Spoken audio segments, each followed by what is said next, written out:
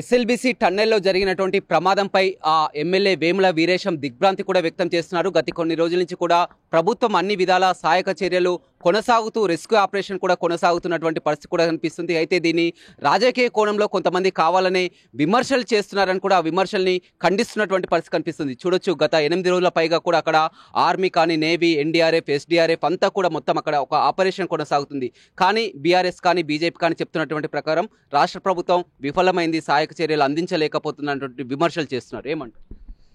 ఆ ఘటన జరగటం అనేటువంటిది బాధాకరం.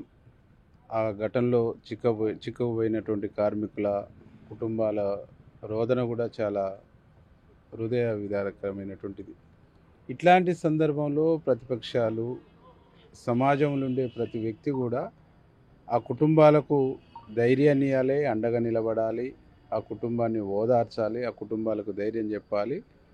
ప్రభుత్వం చేస్తున్నటువంటి ఒక ప్రయత్నానికి సహకరించాలి. ప్రభుత్వం చేస్తున్నటువంటి మంచి ప్రయత్నాన్ని, గొప్ప ప్రయత్నాన్ని వాళ్ళు స్వాగతించాలి. కానీ అట్లా కాకుండా దాని మీద విమర్శలు చేయటం, దాని నుంచి రాజకీయ లబ్ధి పొందాలనేటువంటి ఆలోచన చేయటమే అది దివాలాకోరు, రాజకీయ దివాలాకోరు విధానం అవుతుంది. లేదు అది రాజకీయ అవకాశవాద విధానం అవుతుంది. లేదు ప్రజల పట్ల, ఇష్యూ పట్ల వాళ్ళకు ఏమాత్రం చిత్తశుద్ధి, నిజాయితీ లేనటువంటి అంశం అవుతుంది. ఈరోజు దేశంలో ఉండే అత్యున్నతమైనటువంటి అన్ని వింగ్స్, అటు ఆర్మీ కానీ, ఎన్డీఆర్ఎఫ్ కానీ, ఇటు సింగరేణి కానీ, దేశంలో ఏ టెక్నాలజీ అత్యున్నతమైనటువంటి టెక్నాలజీ ఉన్నదో దాన్నంతా కూడా వరల్డ్లో ఎలాంటి ఇన్సిడెంట్స్, విపత్కర పరిస్థితులు, విపత్తులు జరిగినప్పుడు ఎలాంటి చర్యలు తీసుకుని అవన్నిటిని కూడా ఉపయోగించి ఒక క్లిష్టతరమైనటువంటి పరిస్థితుల్ని దాన్ని జాగ్రత్తగా ఆపరేట్ చేసుకుంటూ ఇవాళ ముందుకు పోతా ఉంది. సహాయక చర్యలు వేగంగా జరుగుతూ ఉంది. 4 షిఫ్టులుగా దాదాపు వందలాది మంది ఎడ పనిచేస్తున్నటువంటి ఒక పరిస్థితి ఉంది. మా మంత్రులు ఉత్తమ్ కుమార్ రెడ్డి గారు కానీ, మా కోమటిరెడ్డి వెంకరెడ్డి అన్న కానీ, అక్కడ జూపల్లి కృష్ణారావు గారు కానీ 24 అవర్స్ దాని మీదనే కాన్సన్ట్రేషన్ చేసి దగ్గరుండి పనిచేస్తూ ఉండు. నిరంతరం మా ముఖ్యమంత్రి గారు దాన్ని పర్యవేక్షణ చేస్తూ ఉండు. కేంద్రం నుంచి సహకారము కోరిండు. కేంద్రం సంబంధించినటువంటి ఆర్మీని పంపించింది, అనేక రకాల వింగుల్ని పంపించింది, అనేక రకాల టెక్నాలజీని పంపించేసి జాగ్రత్తగా చేస్తున్నటువంటి కేటీఆర్ కానీ, హరీష్ రావు కానీ పదే ఆ కాళేశ్వరంలో మేడిగడ్డలో ఒక పిల్లర్ కూలితే దాన్ని కాంగ్రెస్ రాజకీయం చేయొచ్చు, కానీ ఇంత పెద్ద ప్రమాదం మేమెక్కడ రాజకీయం చేస్తున్నాం అన్నట్టు విమర్శలు చేస్తారు. 100% రాజకీయం చేస్తారు. కేటీఆర్ గారు ఫస్ట్ ట్విట్టర్లో ఏం పెట్టిండు, దిగ్భ్రాంతిని వ్యక్తం చేయాలి, సహాయక చర్యలు ప్రభుత్వం చేయాలి, ఆ కుటుంబము ధైర్యంగా ఉండాలి, మనోధైర్యంగా ఉండాలి, ప్రభుత్వం కూడా వేగంగా చేయాలి అని చెప్పేసి వ్యక్తపరచాలి.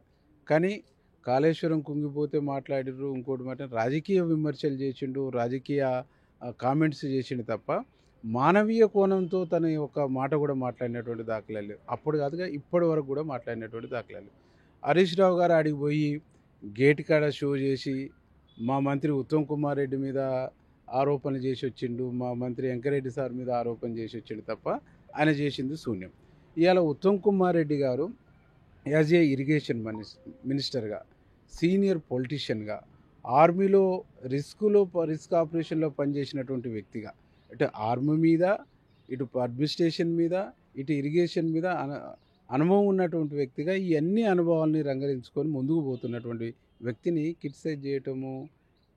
కిట్సైజ్ చేస్తూ మాట్లాడటం అనేటువంటిది ఇంతకంటే భావదారిద్ర్యం బహుశా ప్రపంచంలో ఏ రాజకీయ పార్టీకి ఉండదు. ఇలా బీఆర్ఎస్ పార్టీ భావదారిద్ర్యంలో కొట్టుమిట్లాడుతుంది. అంటే వాళ్ళని ఎవరు నమ్మే పరిస్థితులు లేరు, విశ్వసించే పరిస్థితులు లేరు. లైవ్లో ఉండాలంటే ఆ ఫ్యామిలీలో ఆ ముగ్గురే మాట్లాడుతారు తప్ప ఇంకో పర్సన్ మాట్లాడుతారు. ఆ ముగ్గురు యొక్క అహంకారము, హాంభావానికి ఈ ఇన్సిడెంట్ను వాళ్ళు చూస్తున్న కోణం ఒక నిదర్శనం. ఉదాహరణకు బీఆర్ఎస్ గవర్నమెంట్ చూద్దాం. కాళేశ్వరము సొరంగం కూలిపోలేదా? కాళేశ్వరం నుంచి చేస్తున్నటువంటి సొరంగం కూలిపోయింది, దాంట్లో కూడా మనుషులు చచ్చిపోయారు. వాళ్ళ పీరియడ్లోనే శ్రీశైలం సంబంధించినటువంటి విద్యుత్ ప్లాంట్ పేలిపోయింది.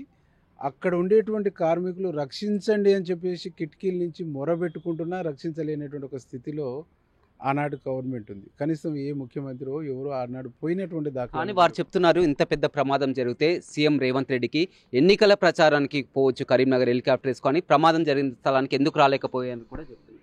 ఇలా ప్రమాదాన్ని మా ముఖ్యమంత్రి గారు పర్యవేక్షిస్తుండా, మా ముఖ్యమంత్రి గారు ప్రమాదాన్ని సీరియస్గా దాన్ని పర్స్యూ చేస్తూ ప్రమాదం నుంచి ఆ కార్మికుల్ని బయటికి తీసుకురావడానికి ప్రయత్నం చేస్తుండా లేదా అనేటువంటిదే ముఖ్యం. ముఖ్యమంత్రి గారు ఇటు పోకూడదు అటు పోకూడదని డిక్టేట్ చేయడానికి వాళ్ళు అంటే మీరు గతంలో ఫామ్ హౌస్కే పరిమితం అవుతున్నారు, కేసీఆర్ ఫామ్ హౌస్ నుంచి బయటకు వస్తలేరని మీరు కూడా విమర్శలు చేశారు కదా. 100% మా ముఖ్యమంత్రి గారు అడిగి పోవటం ద్వారా అక్కడ కొంచెం పని చేసుకుంటున్నటువంటి వాళ్లకు వెసులుబాటు తగ్గుద్ది, సమయం వృధా అవుతుంది అనేటువంటి దాంతోనే అక్కడికి వెళ్ళట్లేదు. అక్కడ ఒక పని అనేటువంటిది ఒక కొలిక్కి రావాలంటే నిత్యం విఐపి రద్దీ ఉండటం మూలంగా, నిత్యం విఐపీలు రావటం మూలంగా అక్కడ వాళ్ళు పని చేసుకోలేకపోతూ ఉన్నారు. విఐపీల రద్దీని తగ్గించండి, విఐపీల రద్దీని ఎంత కంట్రోల్ చేస్తే మేము అంత వేగంగా పని చేసుకుంటాము. విఐపి పోయినప్పుడు ఈ ట్రైన్లో అక్కడ దాకా లోపల దాకా విఐపి పోవాలి. ట్రైన్ లోనకు పోయి రావడానికి 1 గంట గంటన్నర టైం వృధా అవుతుంది. అంటే రోజుకు 4 విఐపీలు పోతే 4:30, 5, 6 గంటల టైం వృధా అవుతుంది కదా.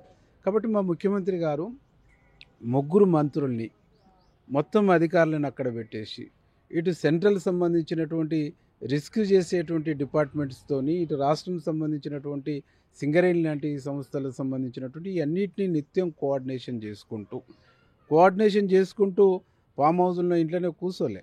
ఇటు ప్రభుత్వ కార్యక్రమాలను చేసిండు, యాజ్ ఏ పొలిటికల్ పార్టీగా పొలిటికల్ కార్యక్రమాలు కూడా చేస్తాడు. దాంట్లో తప్పే ఉంటుంది. రైట్. మరోవైపు జిల్లా రాజకీయాల విషయానికి వచ్చినట్టయితే నిన్న మాజీ మంత్రి జగదీష్ రెడ్డి చూడడం జరిగింది. కాంగ్రెస్ పార్టీ సంవత్సర కాలంలోనే పూర్తిగా విశ్వాసాన్ని కోల్పోయింది, పంటలు ఎండిపోతున్నాయి, మొత్తం గొర్రెలను మేపుతున్నారు, వేలాది ఎకరాలని కంటతడి పెట్టుకుని ఏడుస్తున్నటువంటి పరిస్థితి మాజీ మంత్రి జగదీష్ రెడ్డి. నాకైతే కళ్ళల్లో నీళ్ళు అయితే కారినట్టు ఏం కనిపించలేదు. సెట్ తడవలేదు, తుడుచుకున్న కర్చీప్ తడవలేదు. అంటే అది యాక్షన్ అంటారా? అది దొంగ డ్రామా. 10 సంవత్సరాలు నువ్వే మంత్రిగా చేసినావు, ఎందుకు ఇరిగేషన్ ప్రాజెక్టులు పూర్తి చేయలేదు? బ్రాహ్మణ వెల్లంలో ఎందుకు పూర్తి చేయలేదు? ఐటిపాముల లిఫ్ట్ ఎందుకు పూర్తి చేయలేదు?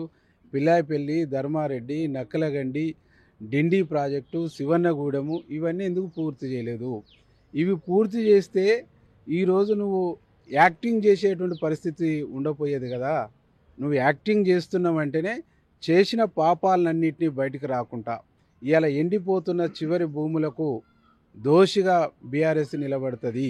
ఎందుకంటే కాళేశ్వరం కట్టి 1,00,000 ఎకరాలకు నీళ్ళు ఇచ్చినామన్నావు కదా, ఎయ్యి నీళ్ళు 10 ఎకరాలు సస్యశ్యామలం చేసినామన్నావు కదా, ఏడాదిలోనే 15 నెలలనే వాటర్ టేబుల్ పడిపోదు కదా.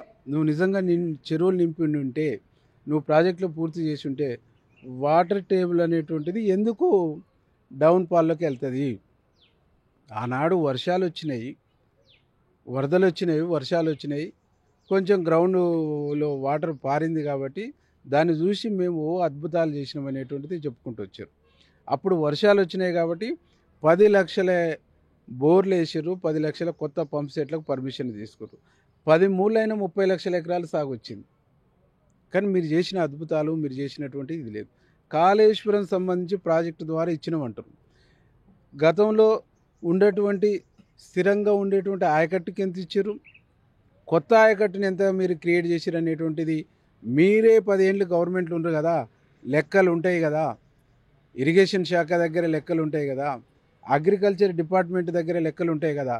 జగదీష్ రెడ్డి గారిని రమ్మనండి, ఆ పాత 10 సంవత్సరాల్లో ఎంత కల్టివేషన్ అయింది, ఎంత సాగైంది, ఎన్ని ఎకరాలకు నీళ్ళు ఇచ్చినాము, ఎంత దిగుబడి వచ్చింది, ఎంత పంట పర్చేజ్ అయింది, ఇవన్నిటి లెక్కలతో నేను వస్తాను, రమ్మనండి. రైట్. చూడొచ్చు, ఎస్ఎల్బీసీ టన్నెల్లో అంత పెద్ద ప్రమాదం జరిగితే కాపాడాల్సింది పోయి, సహాయక చర్యలు అందించాల్సింది పోయి ప్రతిపక్షాలు విమర్శలు చేయడం చాలా బాధాకరమన్నారు. అదేవిధంగా జిల్లాలో పంటలు ఎండిపోతున్నాయని మాజీ మంత్రి జగదీష్ రెడ్డి కన్నీరు పెట్టడం అనేది ఒక ముసలి కన్నీరు అని, గతంలో ఆ పాపం బీఆర్ఎస్కే చెందుతుంది. అయితే పంటలు ఎక్కడ ఎండిపోతున్నాయి, గతంలో వారి హయాంలో ఎలా ఉంది సాగు, ఈ విధంగా ఎలా ఉంది, చర్చకు కూడా సిద్ధమని నకరికల్ ఎమ్మెల్యే వేముల వీరేశం చెప్తున్నారు. Vote studio.